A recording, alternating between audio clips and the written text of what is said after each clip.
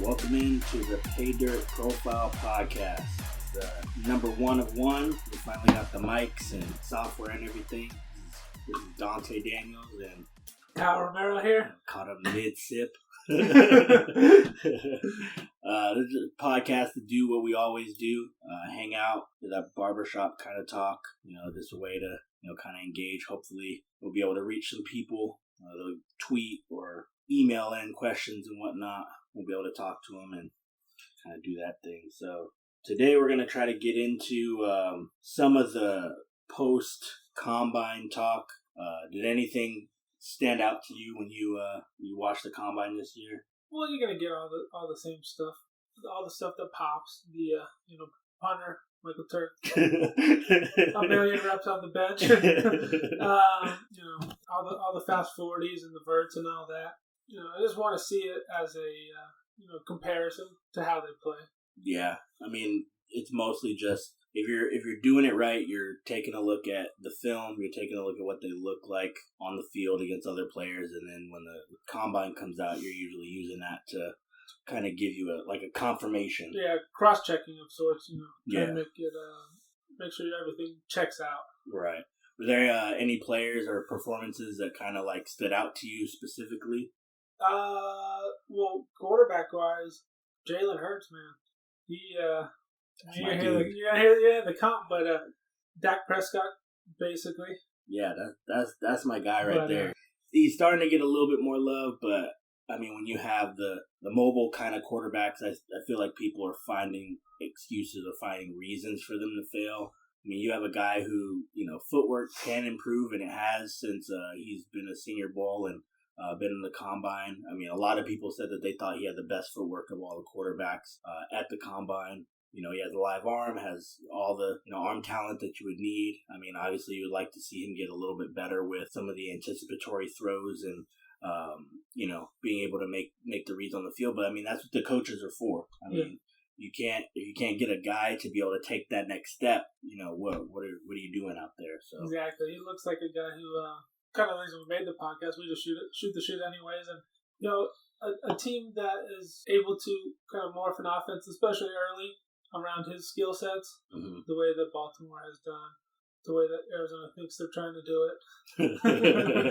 But do some stuff like that where you can involve the guy and give him some success until he actually figures out how to play in the NFL. Right. Can't just throw him into the old West Coast and rip him off an 18-word play call and all of a sudden be mad that he can't figure it out. Yeah, not everybody has it like that. And one thing you kind of see is, I want the franchise quarterback. I want the guy who can lead my team for 10, 15 years. And it's the big, strong, you have all of the prototypes. But at the end of the day, if you can't put offense around that player, if you can't put players around that player to accentuate their traits and their talents, it doesn't matter. You can think Joe Burrow is the best quarterback possible, but if Joe Burrow played for the Baltimore Ravens, Joe Burrow is not the same player than if he plays for the Saints or if he plays for the Bengals. So, or he's not playing with 12 NFL guys on his offense. LSU, right? Every single dude on that offense is going to the league. Yeah, but he couldn't beat out dudes that we're trashing in the league right now. Oh yeah, and I'm sure we'll get to that. And Dwayne Haskins beat him out straight up, but now he's getting dogged every week because he's a young guy in the league. Yeah. On a not good team. I mean, that's how it goes, man. I mean, everybody has their kind of feedback or their kind of thought process. I think one of the things that we do or we try to do is try to be consistent or try to think about why we come up with whatever rationale we come up with. If we're talking about a quarterback like Joe Burrow who has all the talent in the world around him and he was able to be successful, we can't go and talk about Tua and say he had 3 NFL receivers. I don't know if he's going to be successful because he's throwing to all these NFL dudes, which I definitely heard people say that kind of thing.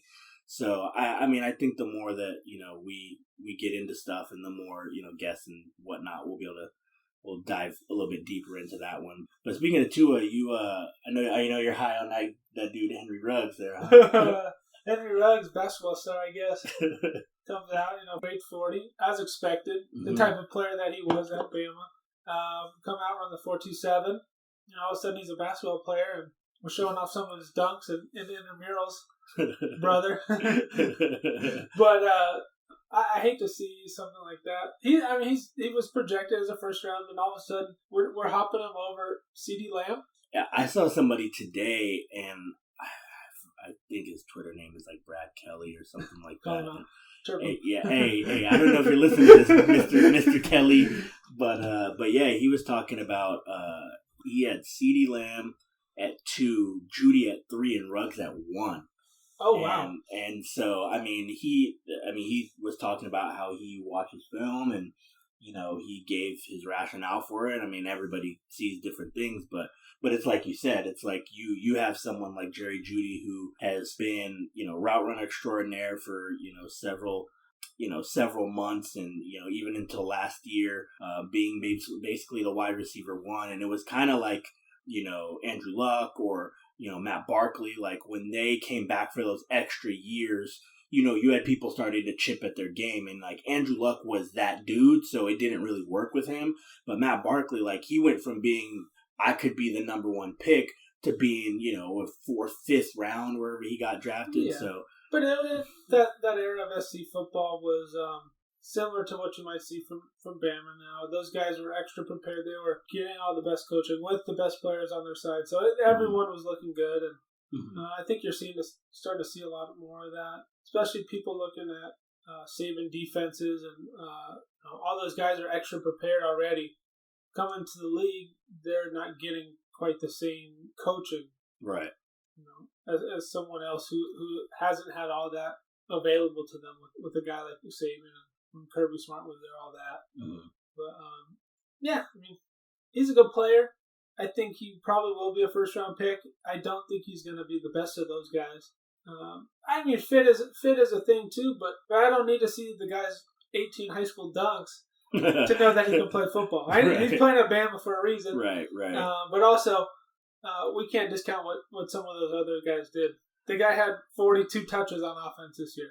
Yeah. In like 14 games. Yeah. I mean, you look at a dude like, John Ross, Corey Coleman, Tavon Austin, like he's not the same player as those dudes, and I don't want to disrespect Henry Ruggs, because none of those players have panned out in the league.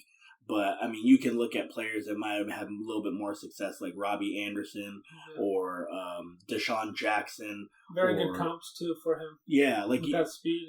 They're going to win a certain way. Like, they're going to win a certain way, and if they go to a team that's going to be able to accentuate his talents, get him out in the open field, get him on those over routes, use him down the field. Obviously, you can look back in a year or two and be like, oh, yeah, we told you he was the best. But, I mean, if he goes and he plays for the Tennessee Titans or if he plays for, I don't know, the Redskins. I mean, obviously, they don't have the draft position to select them. But if you're playing at a team like that where you have anemic type of offenses, that's why you like a guy like Jerry Jeudy, because I don't think a specific type of offense is going to hold him down. I don't think that it's going to happen with CeeDee Lamb either. Well, he's so dynamic. He was able to play on the slide. He was able to play outside. He ran a wide variety of route on his route tree. You could tell that they clearly, as a staff of Bama, thought that Jeudy was better. He's the one who was getting touches in crunch time. They weren't designing all sorts of stuff for Henry Ruggs. He was so good he had 2 carries. They got him involved in one against New Mexico State. So it's tough to say. And to see him jump a guy like CeeDee Lamb, who was so talented, he helped that offense. He could rip off 3 touchdowns any week this year. He was also playing in the slot. He was ISO'd at the X, played some Z stuff for Oklahoma, and was unstoppable. So to see someone like that jump up because of a 40 time is tough to see, and you hope that there's teams out there not making mistakes overdrafting. He does have value. He's a good special teams player. Oh yeah. In the return game, he's going to do a good job, but I'd like to see him go to the right team. Yeah. Someone for me would be like Philly. Clearly had a lack of speed last year. I mean, I think they're really, really high on him. Deshaun Jackson wants to come back, and I think he tweeted something out, or somebody wrote a report on him recently saying that he wants to like shatter records or some kind of off-season quotation that we get every single year. But yeah, they're a team that that played 2 games this year. Oh man, he killed me in fantasy. I had him, and he performed that first week, and I was like, man, I know this guy's history. I need to trade him now. And I couldn't do it, and then he just rotted on my bench for the rest of the season. So yeah, but Philly would be nice. Oakland could use them, especially with what they're doing with some of their stuff underneath. Waller, Renfro was actually pretty good last year. The second tight end over there, Foster Moreau, yeah, he was pretty good. Give them another element, and then figure out their quarterback stuff. But and then Houston. Oh yeah. The Will Fuller stuff's got to end. You got to let him go. Thank you, Will Fuller, for what you have done for our franchise. You have unlocked Deshaun Watson. You have unlocked the offense with DeAndre Hopkins. You have been a great deep threat. I'm gonna give you this peace sign, and we're out of here. Tyreek Hill, we're out. Yeah, like we can't keep doing this. Yeah, it's so hard to watch them when Deshaun Watson's so dynamic. Nuke, talented. He's slowed down a little bit, but that's not always his game. But him and Kenny Stills is pretty good. But they're a completely different team if Will Fuller's on the sideline. Oh yeah. And as a fantasy owner of Will Fuller on multiple teams last year, watching that waiver or the injury report every Sunday morning, it becomes tough. So I can't imagine one that they don't figure out how to replace them.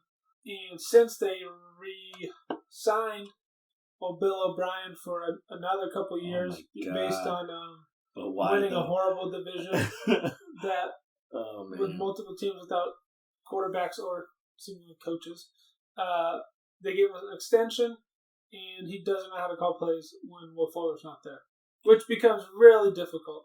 Yeah, it's baffling to see the night and day, and people have done reports on the splits, and they pull the stats up, and it's common knowledge. When Will Fuller is there, the offensive production, their points per game, all those metrics are going to show how strong the offense are.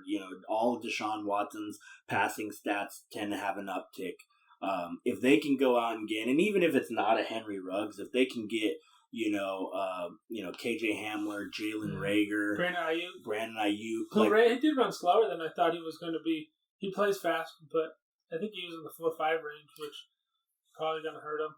Yeah, and I think rightfully so. I mean, maybe he's not I can run by anybody guy, but that's not really what they need anyway. Like when Fuller was on the field, like he just needed to pose a threat. Yeah. So I mean, when you know that Reagor or Hamler or Ayuk, they can affect the game other ways than just being fast. Right. But that is something that they do have, game speed. Because I know Reagor ended up with like a 4.47, but like he explodes on tape. Like he different play with the ball. Yeah, he is a different guy. Like and Hamler too. Yeah, and so you can see somebody like them being able to be utilized in that type of offense, and hopefully things work out for them. I know that they're talking about needing a running back, or at least people are projecting them to try to take a running back. We know how people want to say running backs don't matter. So who knows if only they go one that thing route. Matters. O-line. O-line. So you need those trenches. Yeah, so we'll see how that goes. I think we'll end up doing a mock draft here soon, and kind of give our opinion on who we think maybe people are going to take. Some team building stuff as well. Oh yeah. We gotta impart wisdom on everybody. Let them know. You gotta start from inside out. That Patriot way. If you do it right, you might not hit on every single player, but you can get some good swing tackles. Some guys you may be able to trade for late picks later. You're gonna have a lot of opportunity to find those running backs, those receivers. And if you have a generational type of guy, I mean, I know people throw that around a lot, but if you have a guy that's just upper echelon talent at a receiver position or running back position, then by all means take them. They will be a mainstay for 4 years, 5 years if you get them in the first, and you can pick and choose if you need to re-sign them again. and then you go on from there. But if you have a good coaching staff, if you have consistency in your front office where you have a vision that you're going to stay on top of, that's how you build a team. People want to talk about, you need to get the quarterback first. Like, what are the Colts doing? Like, Andrew Luck is not playing anymore. Like, that guy is retired now. What are the Eagles doing with Carson Wentz? Oh, their Super Bowl came with Nick Foles because their team was actually good. Like, we're looking at these franchise guys and quote unquote franchise guys. Everybody wants a quarterback. Like, you need to develop that team first. So when you get that guy, he has somewhere to go. He has someone to lean on. Defense, running game, etc. So that way they can try to be successful. Like most franchises have been able to do. At least teams that are making it into the Super Bowl, making deep in the playoffs, have given their young quarterbacks help. Yeah. You put stuff like quarterback in front of O-line, which my team has done. You might be Arizona Cardinals. The Arizona Cardinals. Then you've got to go and oversign people like DJ Humphries and overpay in free agency. But O-line, I think we want to emphasize that. I think as a main deal. Yeah, and you see that a lot with players who used to play O-linemen. You see the Jeff Schwartz of the world, and they're trying to talk about O-line, and you see like Silva and Adam Levitan with the establish the run. They're talking a little bit more about that and how to win in the trenches. And both Kyle and I both played receiver in college, and you don't see people who have been former skill position players that are trying to emphasize the O-line. And those who know the game, inside and out, they might not always agree on everything, but they will agree on the fact that the trenches will make or break a team. Whether that's your first priority, second priority, or third priority, it needs to be up there. So, we'll go on a little bit more on that. I mean, I know this free agency is coming up here soon. I know we have some O-line out here. Trent Williams is still technically under contract, but is trying to seek a trade. I know you said the Cardinals re-signed Humphries. So, I mean, is there anybody that you're hoping that the Cardinals re-sign or sign in free agency, or anybody that you're knowing who's going to be an upcoming free agent and you're hoping to see them in a new place or to be back with their team? Not particular. I'd like to see them make quality decisions. Beef up something on the defense. Be able to stop me and you and this trash can over here. But I mean, I don't think anything. As long as there's a vision. Just being a fan, there's a vision to something successful. We see the Kyler Murray stuff, but the pieces around it are not in place, nor do they seem to be in place. So admittedly, a big Larry Fitzgerald fan. I wish he would have left a couple years ago when this thing was all the way downhill. Just so you didn't have to deal with the bottom of the barrel. The Rosen disaster and. Steve Kahn doing his thing. But, as long as there seems to be vision, as a team they got better. They committed to running the ball, even if it wasn't with the guy we're paying. Oh, my God. Whatever the issue there seems to be, looks like it's going to have to be resolved this offseason. Kenyon Drake's a free agent.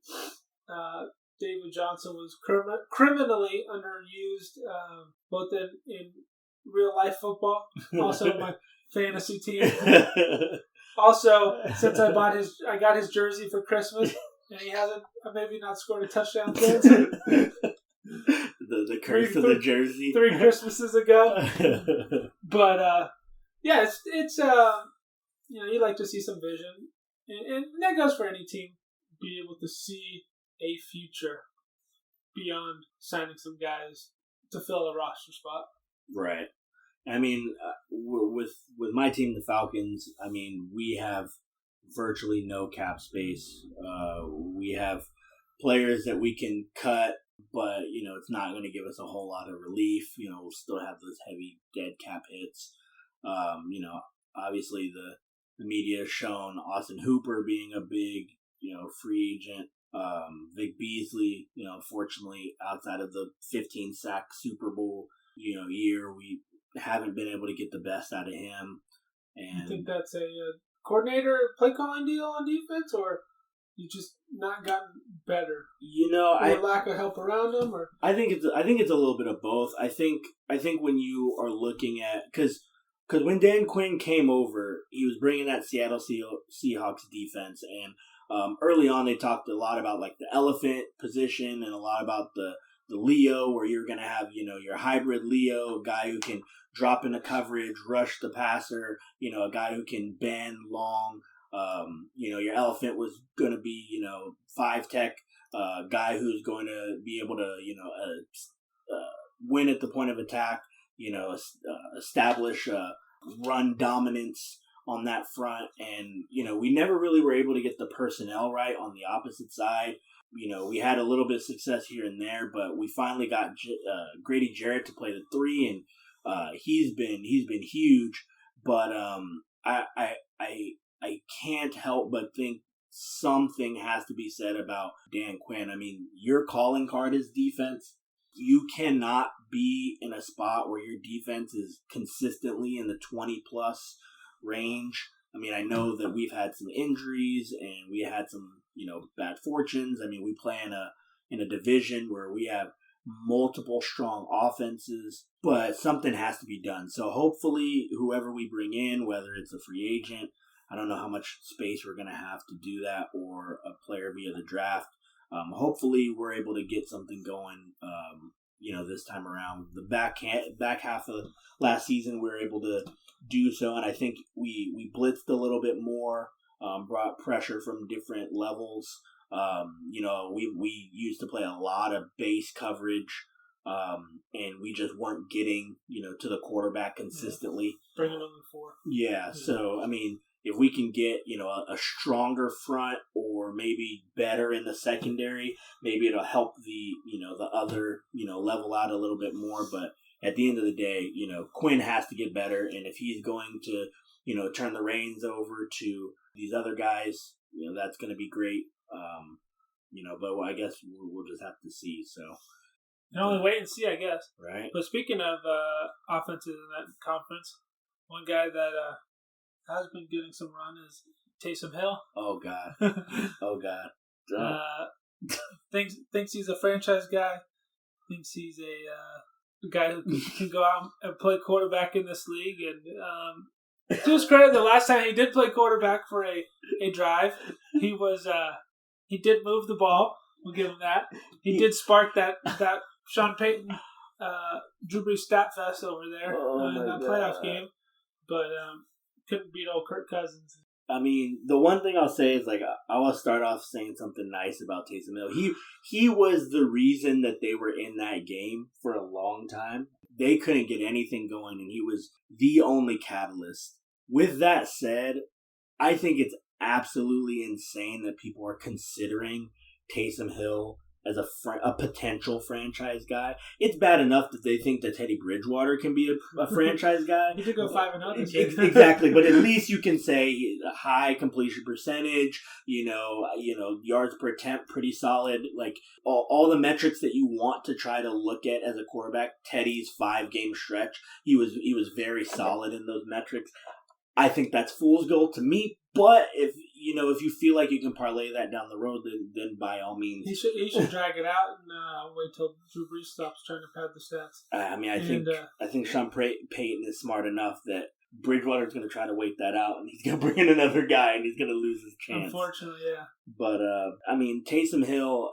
Unfortunately for me, I think that Taysom Hill is bad for mobile quarterbacks, athletic quarterbacks. You see year after year, guys come in, guys like Bill Polian, who's going to tell a Heisman Trophy winner to play receiver. Like a guy, we had Josh Allen, who was inefficient, ran the ball, played in a Mountain West, couldn't dominate there. Run-centric, high formation offense. Like he looked good. Don't get me wrong. Like he is playing good football now. But people were talking about Josh Allen as a top 10 pick, and the inaccurate had his warts. Lamar Jackson was being talked about as you can't even play this position. Winning a Heisman, doing it for an ex-NFL coach in an NFL-style passing game. With no weapons. His weapons were not any better than the guys that Josh Allen were throwing to. The guys in the ACC are better. He shredded Clemson when they played against them. And those NFL dudes did it in two years in a row. And we're seeing guys like him being told that they need to go and play receiver. Now, a guy like Taysom Hill is going to open up opportunities for the 5th and 6th round, the undrafted athletic guys that otherwise wouldn't have gotten a chance, might have gone to, developmental leagues or kind of just, man Lynn Bowden. Yeah. Hey, get a couple touches. Hey, he has legit wide receiver skills though, so he should be okay. But he has in that space where you want to get a guy some touches and utilize a guy. He has done a really good job. But we can't forget that Sean Payton. As much as I don't think he's done some good stuff late in the season, last couple of years, he is an extremely good play caller, play designer. I think he likes to be fancy sometimes. So Taysom Hill fits perfectly in with all the stuff that he likes to do. Mm-hmm. But you're right, he does. I can't imagine someone's going to pay him to be a starter in this league. There's a first-round tender on him. Yeah, with 15 career passes, we're close to that. I know, right? Hey, without the injury history. Hey, give me one game. I think I can throw for 140 yards and a pick. Like, not saying we think we're NFL talent. No, not at all. Not at all. Don't. But I could get you a couple catches in the league. But you're right. Someone like him who has proven to be versatile does put a strain on some guys who should be focusing on playing quarterback. One guy comes to mind just this year, Jalen Hurts. Body, tight, physicality. Maybe not as fast. Physicality matches up to what that is. And I would hate to see him go somewhere and be expected to do some stuff that he's not ready to do, comfortable doing, able to do. Yeah. It'd be tough. I mean, he's a quarterback. Like Taysom Hill was a marginal, developmental type of quarterback coming out of BYU. Who had 6 years there. Yeah. After 2 medicals. And then went on a mission. And you lose those developmental years. Like, yes, Taysom Hill might have been able to be a quarterback. And he might still be able to be a quarterback. But the drawback is we got to pay you before we can find out. Yeah. With these rookies, you're getting them at a discount. You get, 3, 4, 5 years to kind of figure it out until you really have to pay them money.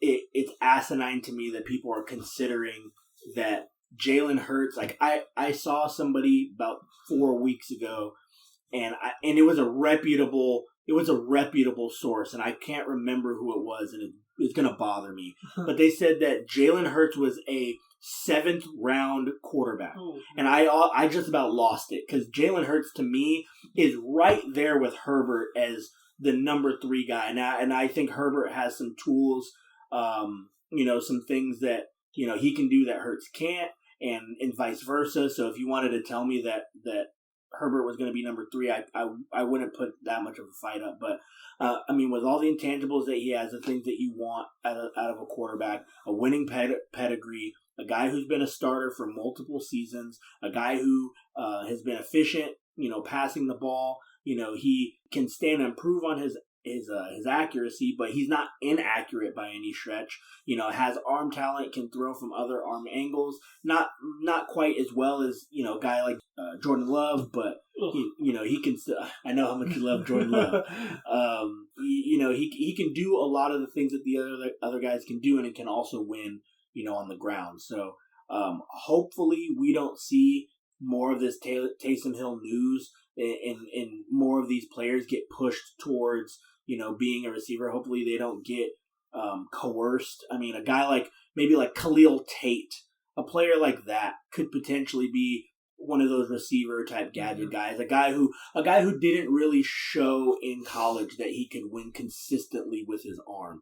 Those are the type of guys that I would like to see maybe consider that position. If they're going to be out of the league, if you're talking about being out of the league versus being a receiver, then punt team. Yeah, by all means, do what you have to do to be in the league and provide for your family. But Jalen Hurts, anybody in that same realm, because we're not going to hear that next year with Justin Fields because he's an upper echelon quarterback. But there will be some quarterback out there next year, white, black, purple, yellow, whatever skin color. They're going to be athlete. Athlete. Someone who can play. Yeah, somebody who they're going to try to tell them that they need to go and play another position, and what they should do is they have a long, hard look. If they think that they can make it in this league, you do what you can to play quarterback. Yep. And if you can't, you can always fall back. If you have the athleticism, you can fall back. But if you're Jalen Hurts, don't you dare even entertain that idea. Well, one thing that is different about Hurts is that he has won. He is a proven winner at every level. Mm-hmm. And that's one I think people like to cherry pick sometimes. Yep. If you don't like him, they're winning because of other guys. Yep. If you do like him, they're winning because of this dude. Mm-hmm. The one thing with the Kyler Murray stuff, he was the guy. Did you hear about his high school record? Hear about what he did at Oklahoma? That's a good deal. Mm-hmm. All the some other stuff you're going to see. Anyone who played at Bama before, the McElroys and the McCarrons. It was never them. Yep. It was always everyone else. Yep. And you can always manipulate stats and production and there's some truth to some of those too. Absolutely, no situation is the same, but it is part of what Hurts has done. Win multiple places, and he should be a guy in the league who is able to sustain a career. He's already proven. When Tua came in after him, he sat out the whole season. Came in, was a prepared, willing, ready backup. So he's always got that to fall back on. Unlike some of these other guys who may not have ever been in a situation like that. So I guess we'll have to see. I think so. What we got? 35 minutes. It's like that sweet spot. We try in there. Try to keep it short and sweet. You're still listening to this thing on the treadmill, in walking the dog like I would be doing. Yeah. Man, I mean, to work. I think hopefully we can be concise. Hopefully we can shed some light and do some fun stuff. I mean, we'll have some other friends on here, some other guests. Hopefully we can get a little bit of traction and get some listeners and get a good following here. I mean, I think we'll get more and more refined the more that we do this, and if people have patience with us, we're gonna have patience with the process, and hopefully be able to get a trust the process. Good product. Yeah, right. Shout out. Yeah, indeed. I mean, I think this is gonna go wherever, if there is ever gonna be a fan base or anyone who listens. If you like stuff that we talk about, I want to talk about that more. Mm-hmm. If you want to hear some of our insights on playing football, doing some of the stuff that we've done. Mm-hmm. I've done some coaching, yep. Something like that. You want to watch us break down some game tape, whatever it is. There's possibilities; they're endless. So yeah, everything's on the table. We're all ears, or all eyes. That we're talking about. Oh, we got the Harper bark. That means we gotta go. Oh man! So thanks for tuning in to Pay Dirt Profile Podcast #1. We'll be back. We'll take a look at the mock draft coming up here soon. Take a look at some of these news updates. We'll get a video coming up here potentially, and we'll be back with you soon. So take it easy, and we're out.